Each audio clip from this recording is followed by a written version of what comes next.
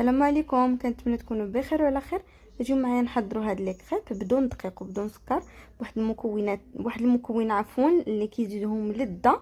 غنخليكم مع المقادير والطريقه ديال التحضير. هنا اول حاجه غادي ناخذ هاد صابلي بالمذاق ديال الكوك. غادي ندير منه 3 ديال العلب.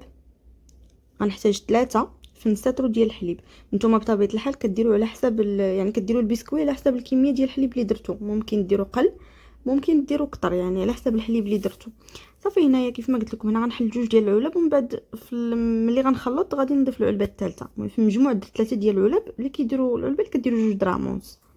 صافي هنايا غادي ناخذ الخلاط، غندير فيه نص لتر ديال الحليب، وغادي نضيف واحد المعلقه كبيره ديال الزبده، وغادي نضيف 2 ديال البيضات، غادي نضيف كذلك واحد شويه ديال الملحه. صافي غادي نخلط هاد المكونات مزيان، وغادي نضيف البسكوي. هنا كيف ما قلت لكم هنايا ضفت 2 ديال العلب، وملي غادي نخلط غنضيف العلبه الثالثه.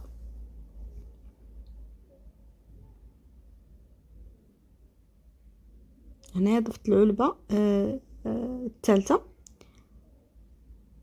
وغادي نخلط مزيان مزيان باش نتاكد ان البسكوي داب.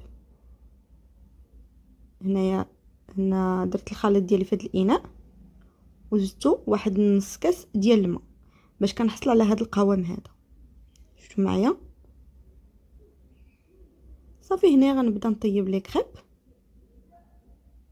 الطريقه العاديه، يعني لي كريب اللي كنحضروا العاديين. غير حنا في عوض ما غادي نديروا الدقيق درنا البسكوي، حيت البسكوي كيعطيهم واحد البنه زوينه، والسكر ما درناهش لان البسكوي راكم عارفين حلو حتى في الطياب ديالهم، حيت البسكوي فيه ديك الحلاوه، يعني دغيا كيتحمروا، ما كياخذوش لينا الوقت في الطياب.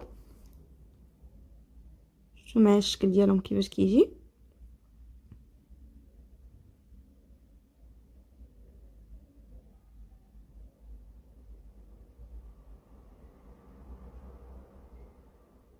كيجيو البنات فيهم واحد المذاق. هاد لي كريب ماشي بحال ملي كنحضروهم بالطريقه العاديه يعني بالدقيق. هاد البسكوي كيزيدهم واحد اللذه زوينه بزاف. صافي شفتوا كيف كيجيو لي كريب ديالنا خفاف وزوينين. غادي نزينهم بصوص ديال الشكلاط. غندير شويه ديال الصوص ديال الشكلاط في الداخل، وغادي بطبيعه الحال اللي كتزينوا على حسب الرغبه ديالكم. بغيتو ديروا الشكلاط اولا بغيتو ديروا الكراميل اولا بغيتو ديروا العسل اللي بغيتو. صافي وانا كنزين بشويه ديال الكركاع مهرمش وكنلويهم على هذا الشكل.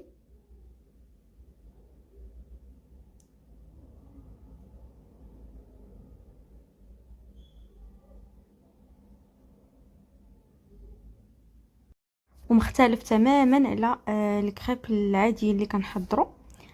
كيجي المذاق ديال البسكوي فيهم باين، والمذاق ديال الكوك حنا ما درناش الفاني الا لاحظتوا، لانه البسكوي ديجا فيه ديك البنه ديال الكوك. ان شاء الله تجربوه من الاعجاب ديالكم. بالصحه والراحه.